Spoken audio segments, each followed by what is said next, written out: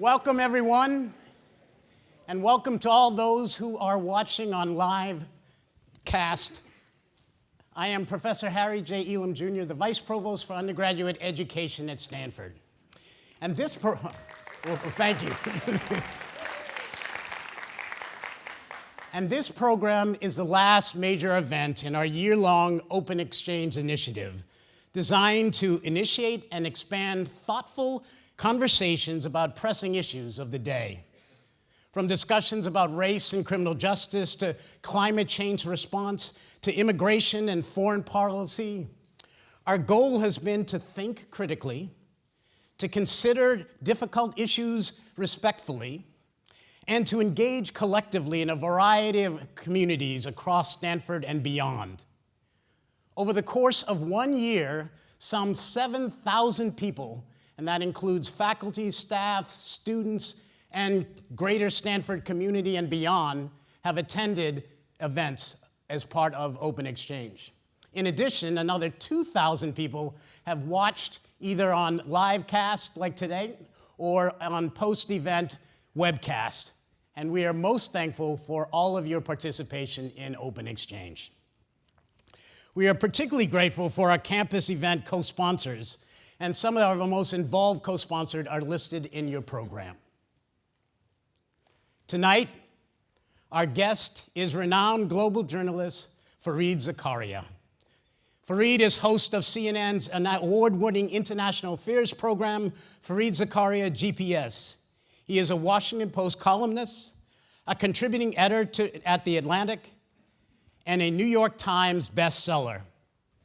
In 1999, Esquire magazine called him the most influential foreign policy advisor of his generation. In 2010, Foreign Policy named him one of the top 10 global thinkers. In his important book, In Defense of Liberal Education, Zakaria does just that. He makes a vigorous and impactful defense of liberal education and writes in the conclusion, quote, "Because of the times we live in, all of us, young and old, do not spend enough time and effort thinking about the meaning of life. We do not look inside ourselves enough to understand our strengths and weaknesses, and we do not look around enough at the world and history to ask the deepest, broadest questions. The solution, surely, is that even now we could all use a little bit more of a liberal education." And certainly that notion of a liberal education is important to us at Stanford today. Tonight, in an address titled, quote, "America in a New World," end of quote, Fareed will focus on the role of the United States in a world of increasing turmoil and polarization. Fareed will entertain questions after he speaks, and you can come to the mics that are in the hallway, in the aisleway. And please keep your questions brief so we can get to more questions in the short time that we have. And also, we ask after tonight, please continue the conversation in your dorms, in your dining halls, in your community centers, also with friends and family off campus. And so now, will you please join with me in welcoming Fareed Zakaria.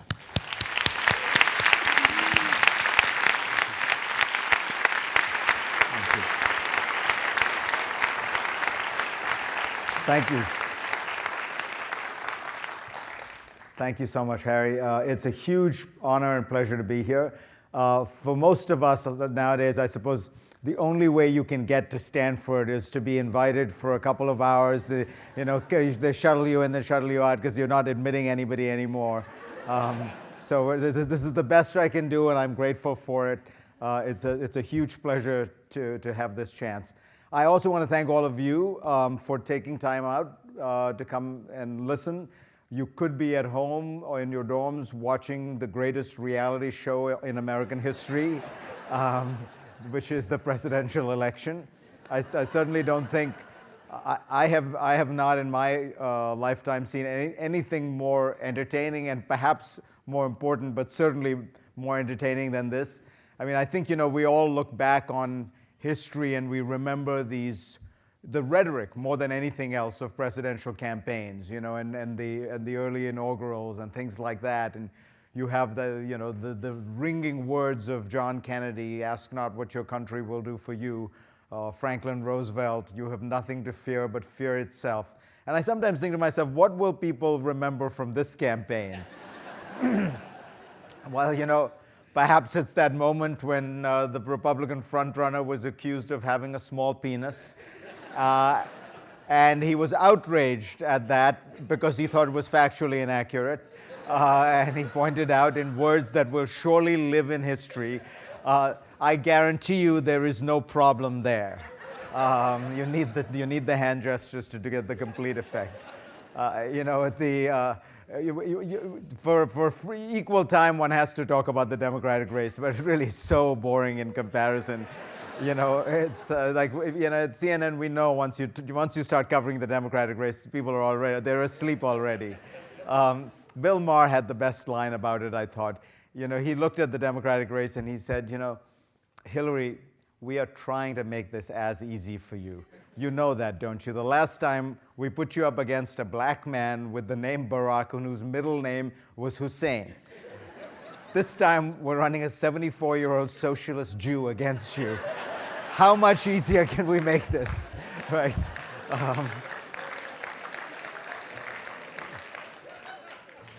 But you've taken time out from all of this fun and games to listen to me tonight, and I'm very grateful. When I started doing this kind of thing, a friend of mine, George Will, who used to debate with me on the ABC television show This Week, he said to me, "You're going to go out speaking, make sure you have a point." And I said, "Well, of course, I've got several points." He said, "No, that's too many. You got to have one point." So I said, "How specific does the point have to be?" He said, "Well, I'll tell you a story. Conrad Hilton, the founder of Hilton Hotels, was on the old Johnny Carson show." Now, for the students in the audience, Johnny Carson is the guy who preceded Jay Leno, who is the guy who precedes the host of The Tonight Show. So we're in, dinosaur age history. Conrad Hilton's on the show. They have a pleasant chit-chat, and at the end of it, Carson says to him, "Mr. Hilton, you've got all of America watching. Is there anything you want to say in conclusion?"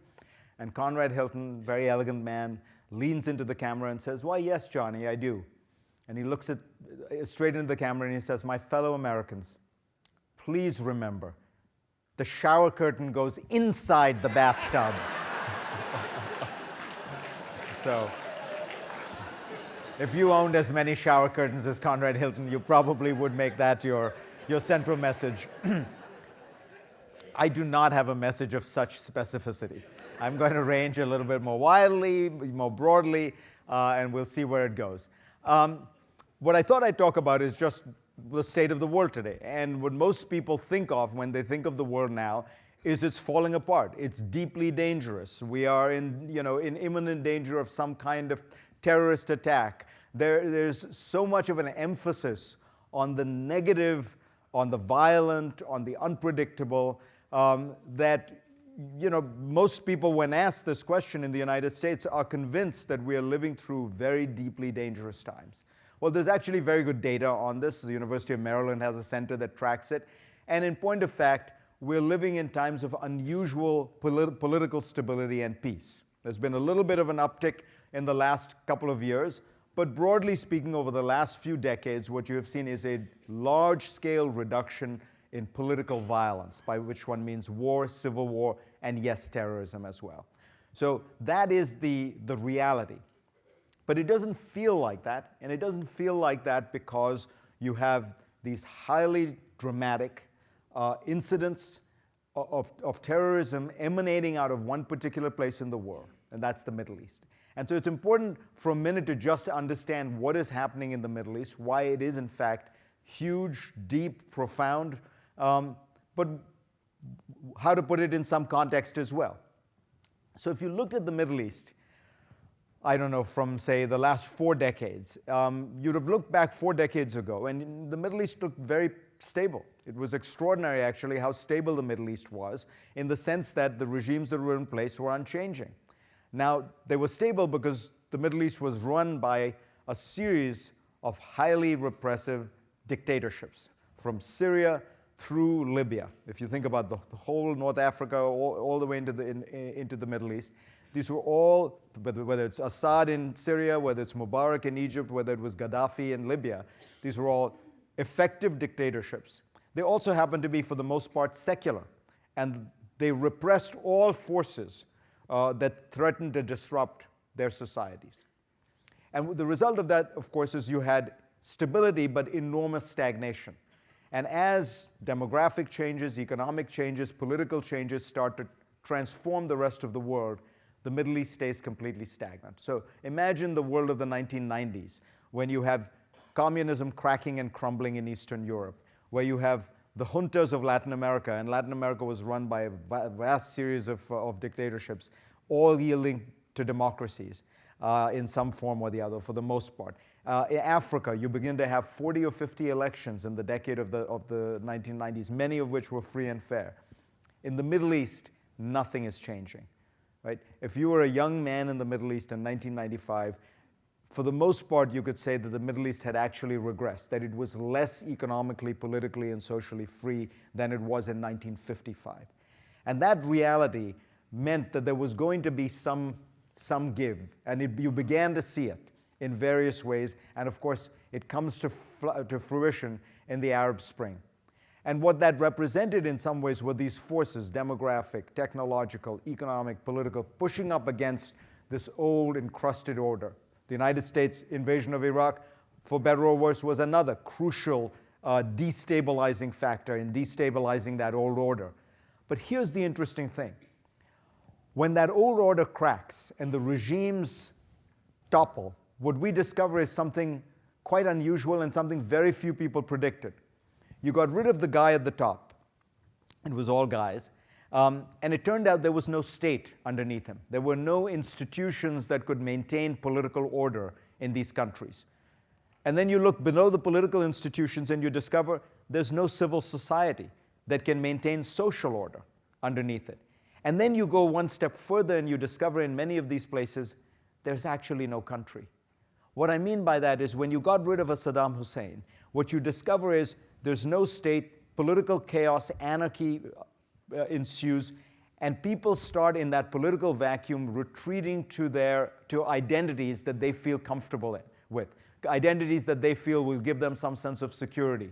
And those identities are not the national identities that were created 100 years ago this week by Britain and France after World War I in the Sykes-Picot Agreement. Those identities, Iraq, Syria, were created by the British because the Ottomans lost the war, they had to do something with the empire. What people retreat to are their older identities, much, much older. Kurd, Arab, Shiite, Sunni, these are 1,000-year-old identities. And those identities turn out to be the most powerful organizing forces in the Middle East, not the nation. And so you go from Saddam Hussein running a seemingly stable country to a point where it is difficult to find an Iraq anymore.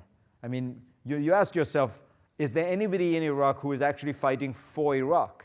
The Kurds are fighting for Kurdistan. The Shia are fighting for their control of Shiistan, as it were.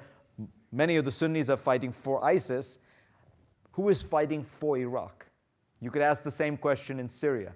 You could ask the same question in Yemen. You could ask the same question in Libya.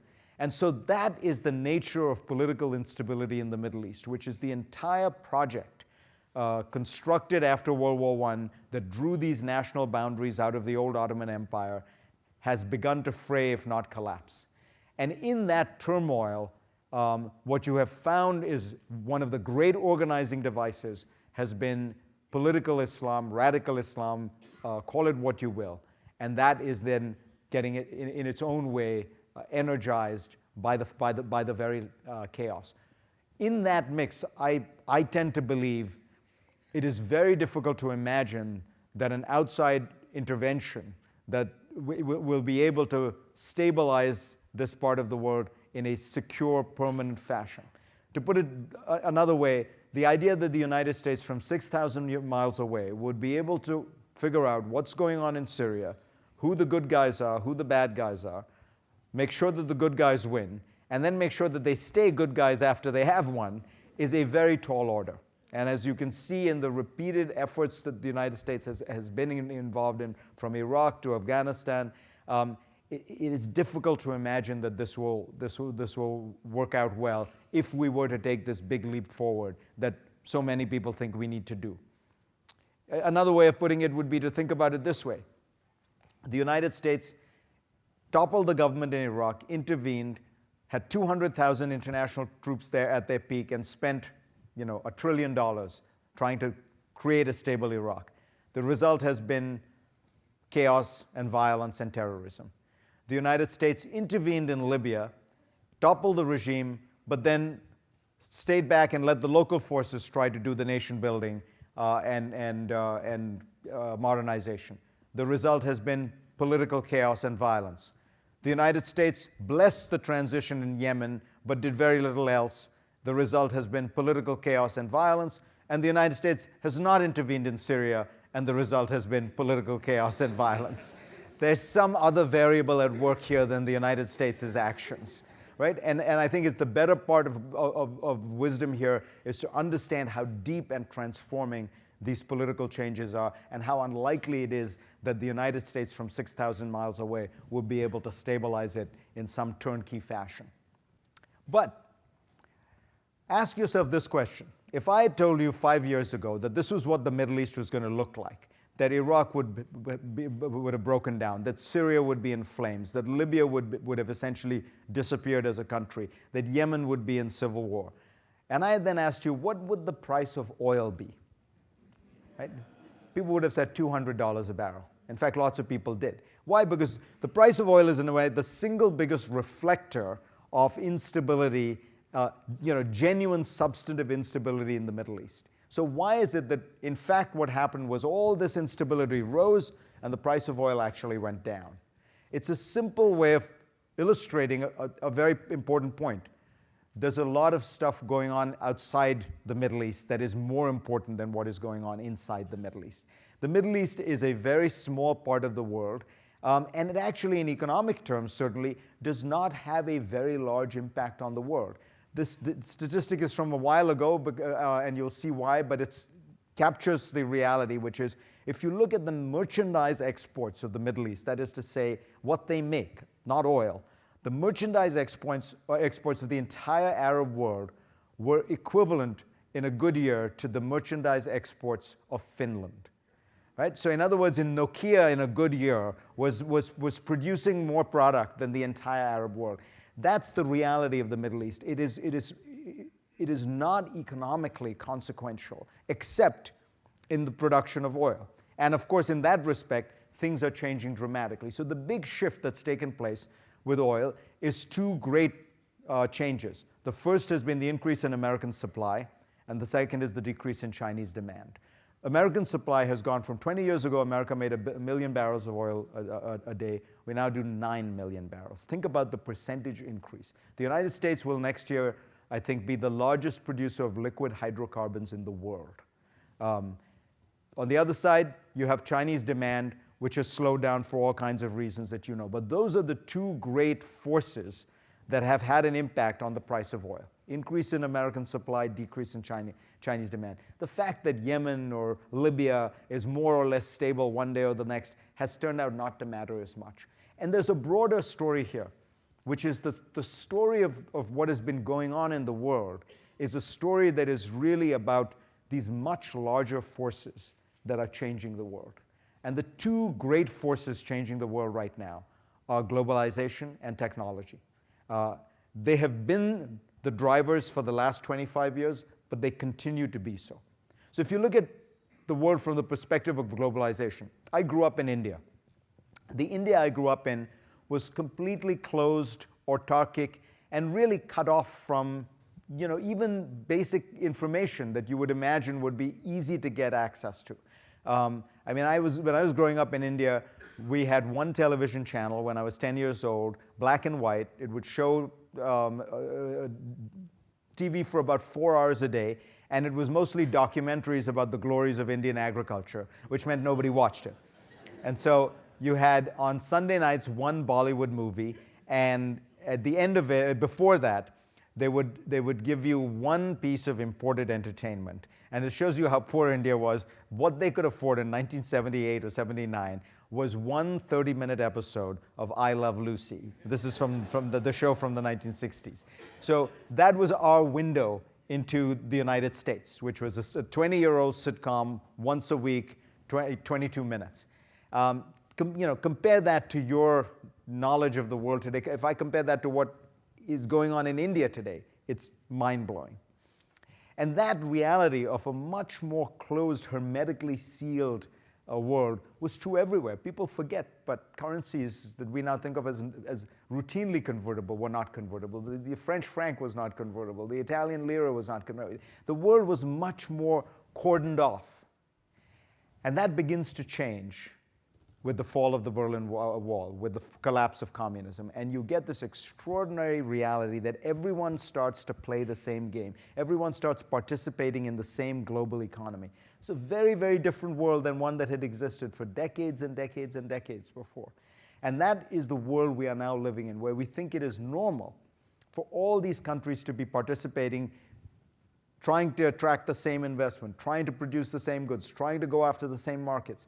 That reality has become the defining feature of the world we live in. You can see it very simply in the data. So if you look at 1979, before this world count comes about, the number of countries that are growing at 3% a year is about 30, 32, 33, depending on how you count it.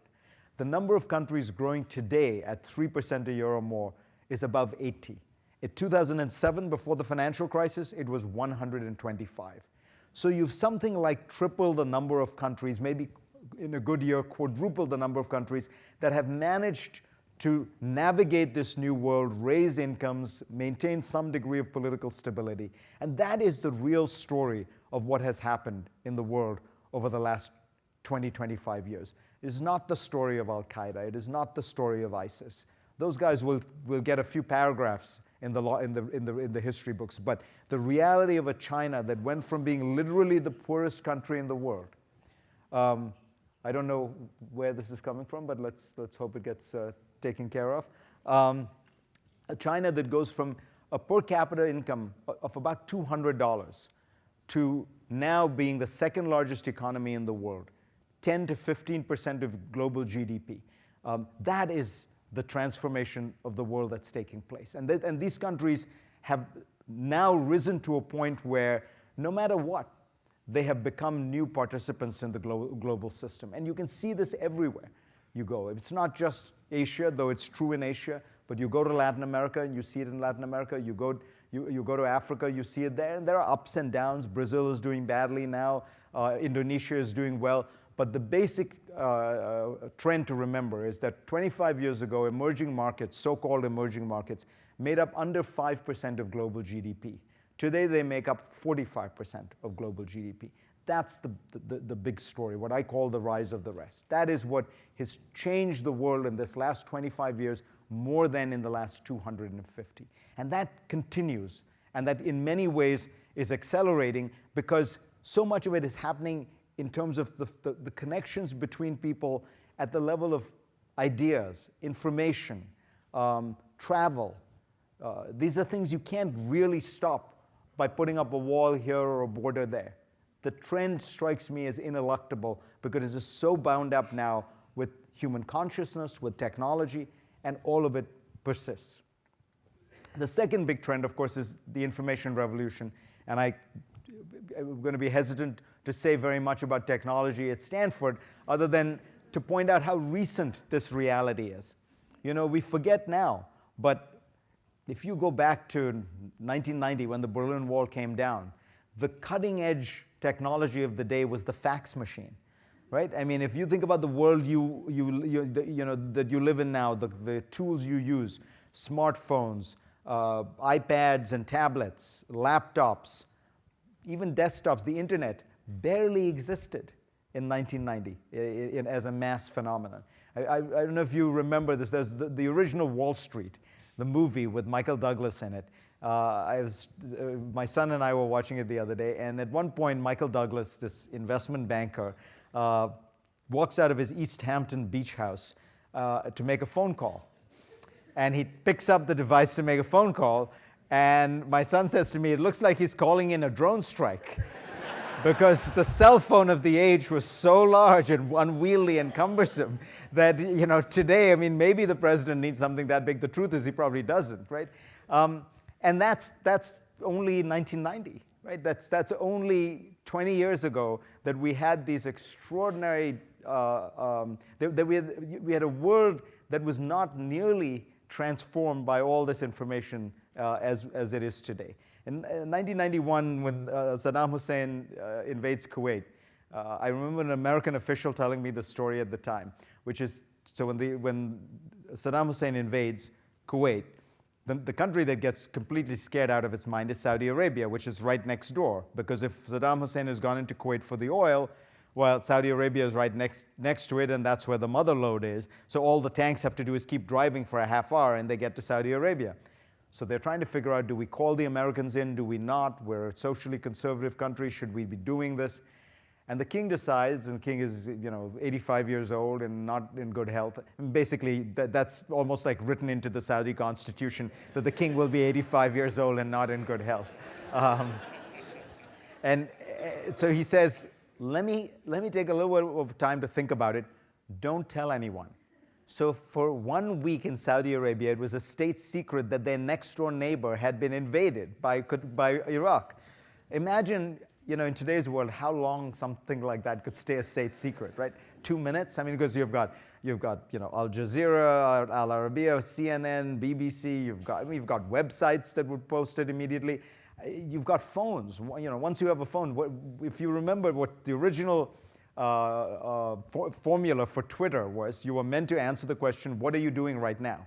So all somebody would have to do in Kuwait was tweet, I'm being invaded by Iraq. And that's the end of this huge monopoly of information that the Saudi government had. And that's a very important part of what makes governments work. In the 1930s, when a rebel group would take over a government capital, they would take the presidential palace and the radio station, because you wanted control of the political power and control of information. In the 50s, they would take the presidential palace and the TV station. Today, what would you take, right? Because information used to be given out as a one-to-many system. Today, every node of a networked system has almost equal power. And so you could transmit, broadcast, tweet the information out from anywhere. And it becomes much, much more difficult to figure out where power resides in terms of the control of information. So those are the kind of changes that the information revolution has produced. And it's only going to keep accelerating, right? So that the phones that you have in your pockets and that some of you are quietly looking at, the phones that you have about as much power as NASA's computers that took man to the moon and back times 100. That's about as much power as what you have in your phone, in your pocket, is basically a supercomputer. It is about the power of a Cray supercomputer from the 1980s. And that's every single person, right? That reality has just begun to be applied, and you see it in big data, and you're going to see another great leap forward with regard to machine learning and neural networks. So we're just at the beginning of what the application of this incredible computer power means to the information age. Now, let me tell you what one of the consequences that people haven't spent a lot of time thinking about, particularly in a place like Silicon Valley. And I tell it to you by telling you this statistic. If you look at the American economy from 1945, there's if I had a chart or a PowerPoint, this would be the only thing I'd put on. I don't believe in them because a guy in the military once said to me, please don't use PowerPoints. People who do rarely have any power and they never have a point. So I decided to myself, okay, I'm never going to use PowerPoint again. But if you look at American recessions and recoveries from 1945, they go like this. From 1945 to 1990, the economy recovers, gets back to its pre-recession level, then the jobs come back to their pre-recession level. So economy gets back, then unemployment comes back to the same numbers they were before. And that lag between when the economy recovers and the jobs come back has been about 6 months. And the mean and the median are about the same. It's not very different. It takes 4 months, 8 months, but it's basically been a short time period. 1990, that pattern is broken. The recession of the 1990s, the economy comes back and the jobs come back not 6 months later, 15 months later. The recovery of 2000, the economy comes back and then the jobs come back not 6 months later, not 15 months later, but 29 months later. And in our last recession, the economy came back and the jobs came back not 6 months later, not 15 months later, not 29 months later, 60 months later. So that suggests that something happened around the 1990s that broke the connection between economic growth and employment in a way that it hasn't really mended. And what is it? And I would argue it is these two forces I've just been describing, globalization and technological change. These two forces have been acting like a pincer movement. Now, if you have capital, they're fantastic because it means you have extraordinary access to the world. You can find places that have low interest rates to borrow from. You can find places that have high GDP growth rates to sell into. You can find trained populations you can employ. You can find pools of capital you can access. And you can play this great global arbitrage game. But if you are an average guy or an average person living in an advanced industrial economy, you face these same forces with a reality that you can't arbitrage a lot of them. You're stuck in this high-wage, high-income country, and the jobs can go, the robots can take the jobs away, and what are you supposed to do about it? And that, I think, is the underlying condition that we have to recognize about the world we are living in. And this, I think, is going to be the kind of fundamental challenge we face going forward. It's not ISIS. It's not, the easy answer to this, of course, is to look outside. But it is something deep within us that we have to figure out. And it's not going to get any better. So we're living in the land of Google, so think about Google cars. Amazing, right? If you think about what it's going to do, these cars have been driving for hundreds of thousands of miles. They seem to be doing really well. And you can imagine 20 years from now, people will look back and think, how crazy were we to entrust something as dangerous as driving to human beings, right? I mean, you think about it. The driverless car never gets drunk, never misses a turn, it's never too dark, it never gets blinded. I mean, there are all these obvious ways where the machine does the job better than a human would. Now, here's the problem.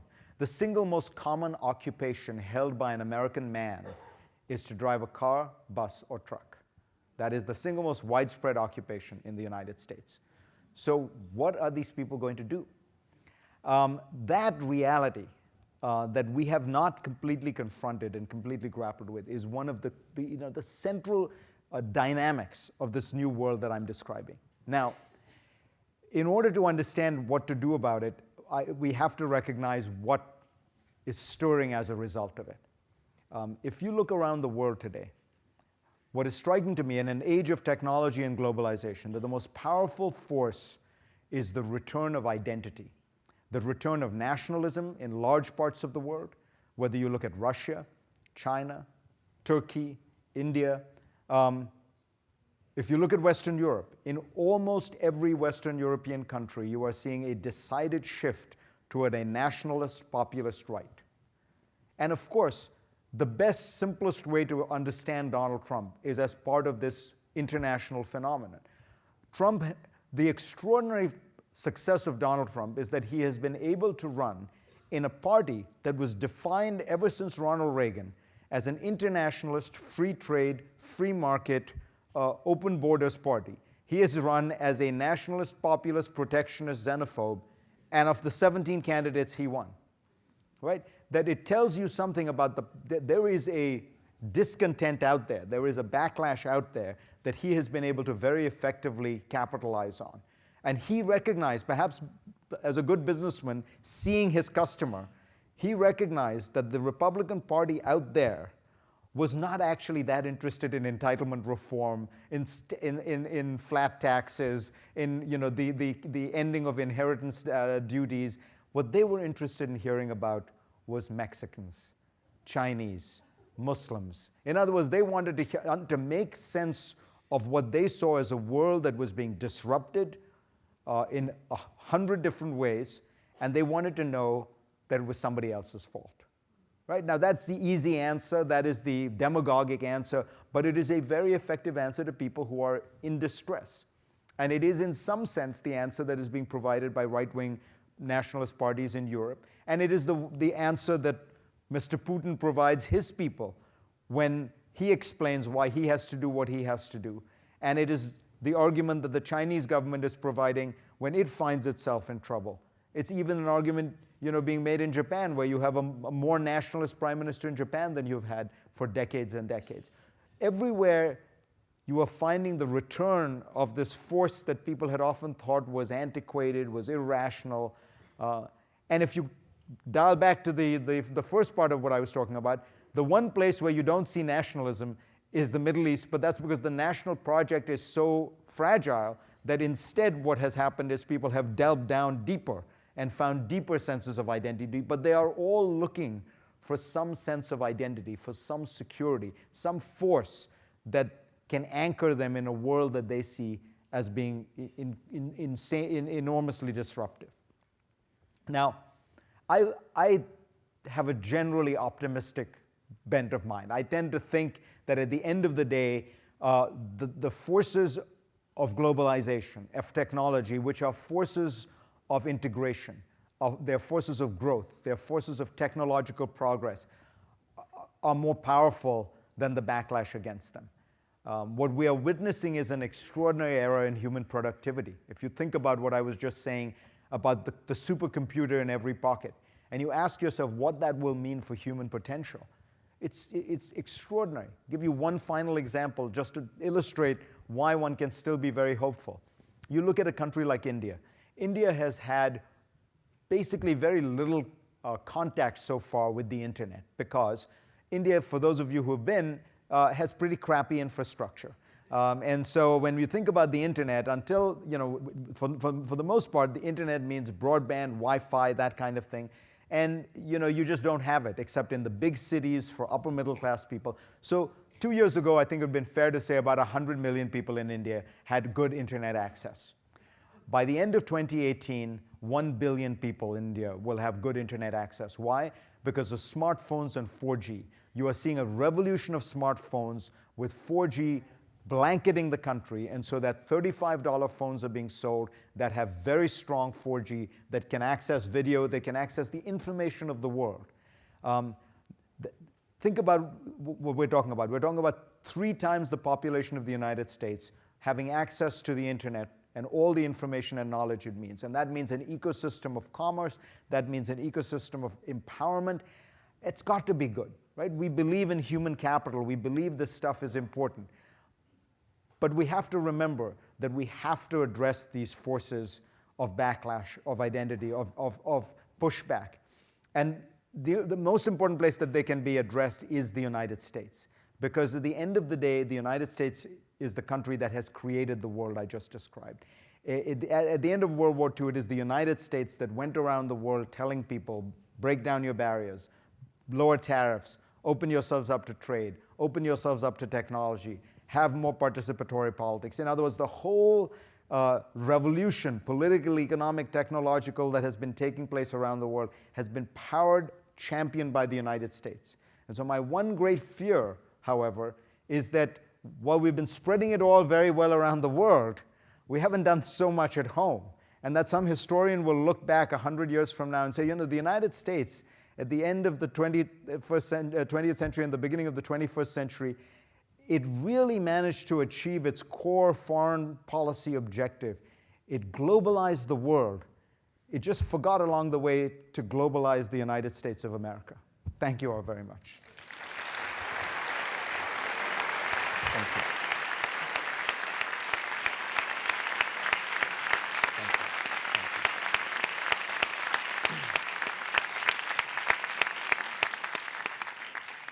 All right, questions?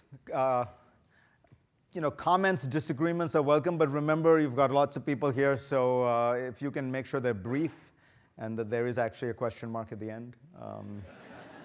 First of all, thank you very much for being a voice of reason and all of this complicated stuff.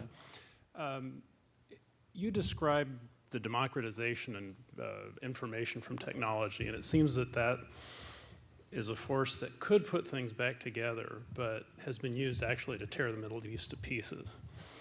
And it seems that most civil society was originally built in the era before that and was able to graduate up to the new modern technology.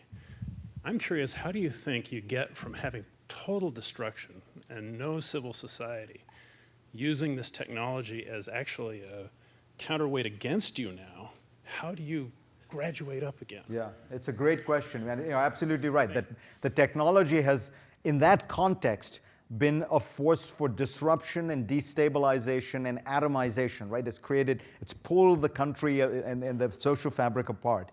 And now you have this reality of chaos. What it really emphasizes, it seems to me, is the importance of politics. That we sometimes tend to think that technology or economics, that they will sort of magically make things happen. But that what happened in these countries is that because you did not have strong political institutions, you did not have strong political parties, that what you ended up with is the atrophy and the erosion of order. And so the only way I think you'll manage to do it is to rebuild some of that political capital, some of those political institutions, some of that political order.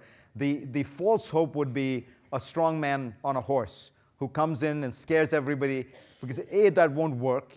I think we live in an age where it's much easier to disrupt. And so it's easier for ISIS to disrupt, it's easier for ISIS's competitors to disrupt. But where you have an actual political project, look at Egypt. Egypt is the one country that went through this disruption but was able to return and recover itself. And I'm not, I don't make any apologies for what is a very dictatorial place, but it's worth interest in understanding from a historical perspective that why was Egypt able to do it? Because Egypt has had a state for 5,000 years with roughly the same borders, the same cities. Cairo has been around for the longest time. And that may have something to do with it, that there is an internal organic order. It is the Pharaoh state, after all, that was able to reassert its authority. While what happened in the other places is when order was collapsed, there was no political force that could reemerge and reassert itself. So politics is very hard and messy, but it is important. And it's one of the reasons I worry a great deal about the destruction of great political institutions like the Republican Party, to put it in an entirely other context. Yeah. Good evening. My question will include the Trump word, but I don't want to talk about. I don't want you to talk about It's Trump. It's inevitable. Don't worry. But you mentioned institutions. Why is it that that political campaign identified this force that has been now talked about and that you described so well, and journalists didn't? Great question. Why was it that Trump? So I was saying to Steve Denning, the moment for me that crystallized that Trump had a kind of genius was the first debate, 17 people, and they asked, are you in favor of entitlement reform, cutting Social Security and Medicare? Now, you understand, it is an article of faith in the Republican Party that the way you assert your manhood is by saying that you're in favor of cutting Social Security. And Trump says, no, I'm not going to cut Social Security and Medicare. Why? Because he just looked at his audience, I think, and noticed they're all old people. He said, why would they want to cut Social Security and Medicare? Now, so what was happening behind the scenes is that the Republican Party is funded by a very, very powerful group of people. And it's not just, I don't mean this in narrow self-interest terms, but who genuinely believe in a certain kind of very free market economics, limited government. And in that bubble, it was very important to demonstrate your willingness to say something tough and hard and stern and unpopular. And they convinced themselves, frankly, that everybody agreed with them. I think that one of the things we've realized is that the Republican Party is not that conservative. Because look, there were 17 people running for the nomination. The least conservative man won. Right? So there was something that there was a disjuncture there, and the media probably was too busy covering the funders, the donors, the think tanks that they don't, the ideologists of the Republican Party, and not actually going out into the country and talking to these people who are actual living, breathing Republicans. And I think, frankly, we all made that mistake. The media made the mistake. And of course, most importantly, these 16 other candidates who are running against Donald Trump made that mistake. But here's what I worry about. Whatever happens to Donald Trump, people will not forget that he identified that and was successful at it, and that market is out there. And politics is very much like free market economics. Once you notice a market, people will go. Where there is a demand for a certain kind of politician, there will be a supply. So Donald Trump will not be the last populist, nationalist, protectionist candidate, isolationist candidate we will see. Thank you very much for your comments. You sort of mentioned the rise of right-wing nationalist parties in Europe, and then drew some parallels to what's happened in the United States presidential election, or primary so far. What differences do you see in what's happened in Europe and what you see happening in the United States today? It's a great question. I think that, look, I'm an immigrant to the United States, so I think fundamentally the United States will overcome this. We will not go down a path of the kind of angry, xenophobic nationalism that is potentially the danger in a place like France. I think America has, the actual facts are that the United States has done a very good job assimilating immigrants. It has done an extremely good job assimilating Mexican immigrants. It has done a very good job assimilating Muslim immigrants, much better than European countries. And I think that the more people, we go through paroxysms of fear and paranoia and things like that, but then we come to our senses. And I don't believe that the United States will go down a path like this permanently, whereas in Europe I do worry. American nationalism is fundamentally defined by ideas. As long as you subscribe to the ideas, you are an American, right? In France, for example, nationalism is a more blood and soil thing. We've been in these forests for 1,000 years, and that's what defines us as a nation. Well, what do you do with the guy who came from Algeria last week, right? How does he fit into that conception of nationalism? That's the problem Europe has, and it's not an easy problem to solve. It's not easy to suddenly say, oh, we're also a ideas-based nationalism when you haven't been that for 1,000 years. So I think that's the big difference. America has an easy path out, and it has a path which is to just preach what it's practicing.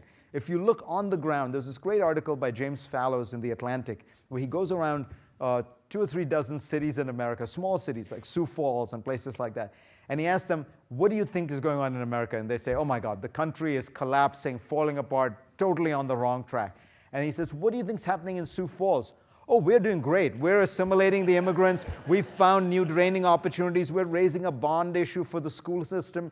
And I think that's the reality in America is Tocqueville's great observation. Most of the progress is bottom up. But the danger is we have people at the top who are trying to give energy to these ideas of divisiveness. And look, it's a seductive thing to be told, right? To be told, your life sucks and it's not your fault. It's the fault of some, Mexicans and Muslims and Chinese. And Trump goes on about the Japanese, which is a kind of bizarre, I think it comes from the time, he came to power in the 1980s in New York, and everyone thought Japan was going to take over the world. Somebody needs to tell Mr. Trump that Japan has been in quasi-recession for 27 years now.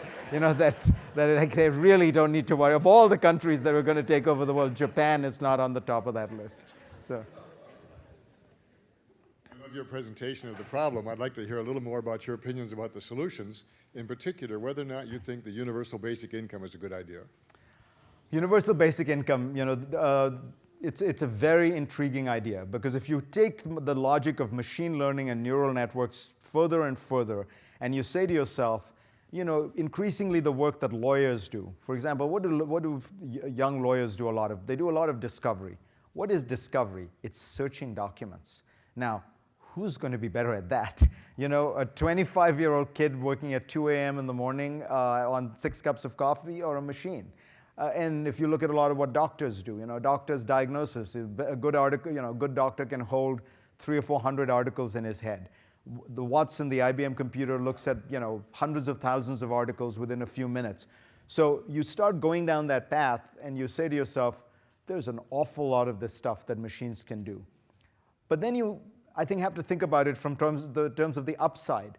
There's a lot of the stuff human beings didn't want to do. You didn't want to memorize 400 articles. You didn't want to spend, years and years of your life searching through documents for specific taglines and words.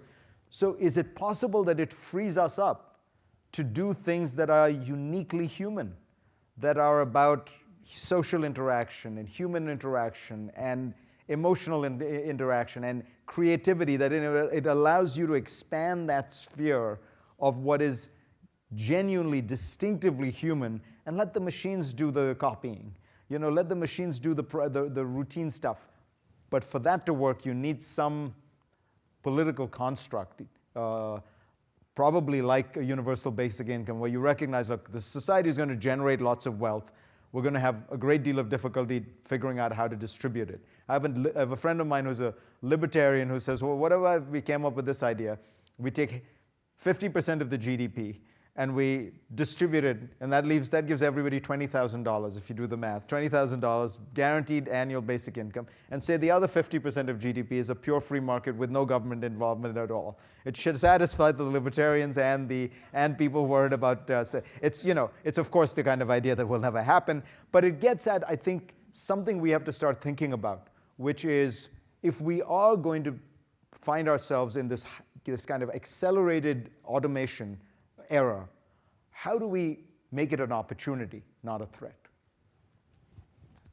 Within the past few days, Turkish Prime Minister Mehmet Davutoglu was, he resigned from office, which some analysts has clarified as a potential push of power from Recep Erdogan, the president. With Erdogan solidifying some of his powers in the past few years, how do you view Turkey's role in the Middle East in the next few years and its role in the global sphere in the next couple decades? So looking at Turkey is actually a very interesting way of understanding our own mistaken prisms, okay? When Erdogan came to power, if you remember, he comes from a kind of conservative party that has an Islamist background. Everybody in the West was absolutely paranoid that he was going to turn Turkey into Iran. And that the whole prism through which we looked at him was really Iran, theocracy, how is he going to, these were all the dangers that we kept looking at. It turns out he's not so much an Islamic theocrat as a regular elected autocrat. His model was not Iran, it was Putin's Russia. He was trying to accumulate power, get rid of political opposition, silence the press, find ways to rule in an unobtrusive fashion. And if we had been more attentive to that danger, at a time when Turkey was much more susceptible to influence, I think we would have had a much greater impact on him. Remember, Turkey is, in miniature, encapsulates the story I was telling of the rise of the rest.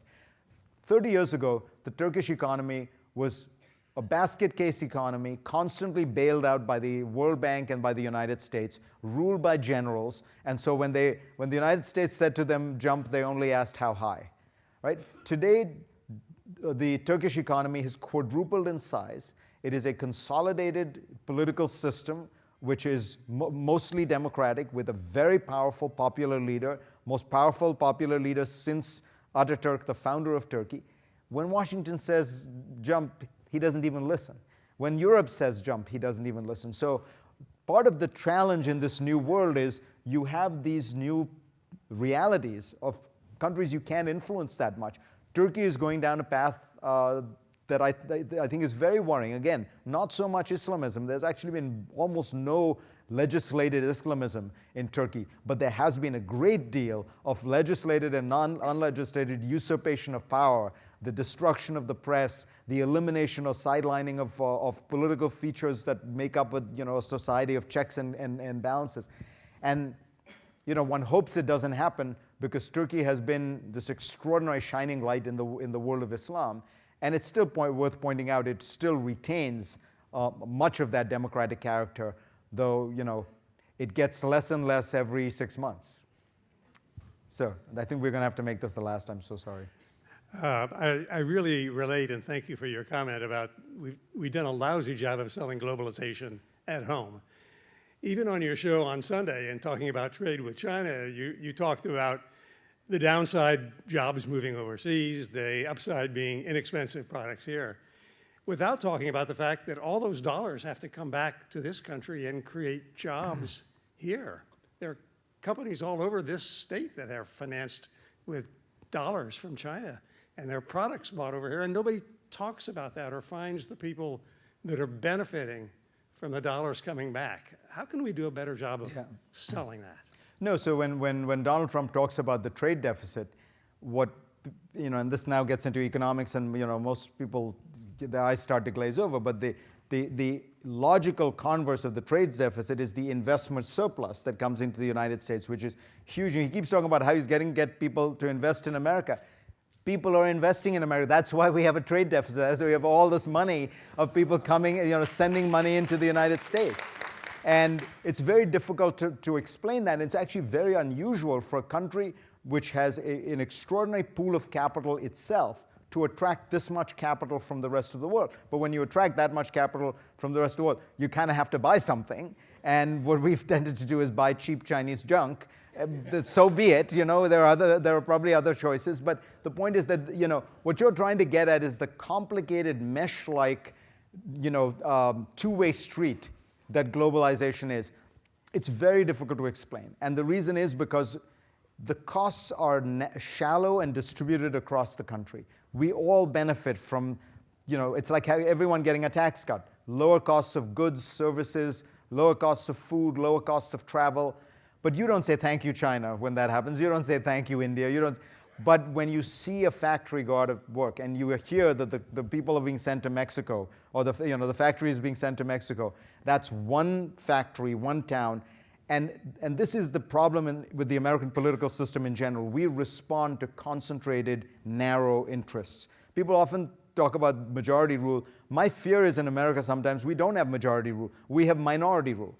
Angry, aggrieved, concentrated minorities who send 20 emails a day to their congressman, and you guys don't, right? And so guess whose voice gets heard? And when you hear about why gun legislation, why gun control doesn't pass, or why you have these extraordinary efforts to disenfranchise people in the southern states that is still going on. We're extraordinary.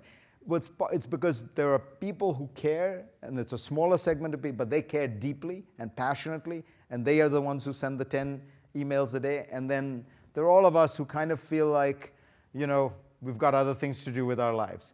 And we've got to do something about that, because I really do think that American democracy is right now going to go through its very difficult test.